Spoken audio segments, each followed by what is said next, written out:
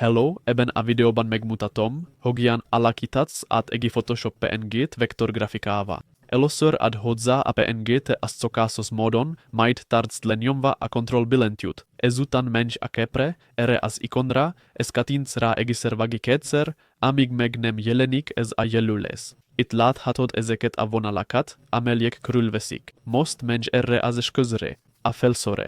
Jobb klikkel válasd ki, majd jobb klik a képen, ez válasd a munkaútvonal létrehozása opciót. Itt ki kell választanunk egy toleranciát. Egy pixel általában elég. Nyomj okat, és látni fogod ezeket a jelöléseket. Ha a grafikád összetettebb, sokkal többet fogsz látni ezekből. Ezután kattints a kijelölő eszközre. Itt is a felszóra, majd jobb klik a grafikán, ez válasd a vektormask beállítása opciót. Most csak nyomj Entert a megerősítéshez. Ezután átméretezheted Ctrl-T-vel, ez mozgathatod is. Ha rákattintasz a megerősítésre, látni fogod, hogy minden tiszta, és a grafika jól skálázható. Ha segített a videó, örülnék egy like-nak. Viszlát!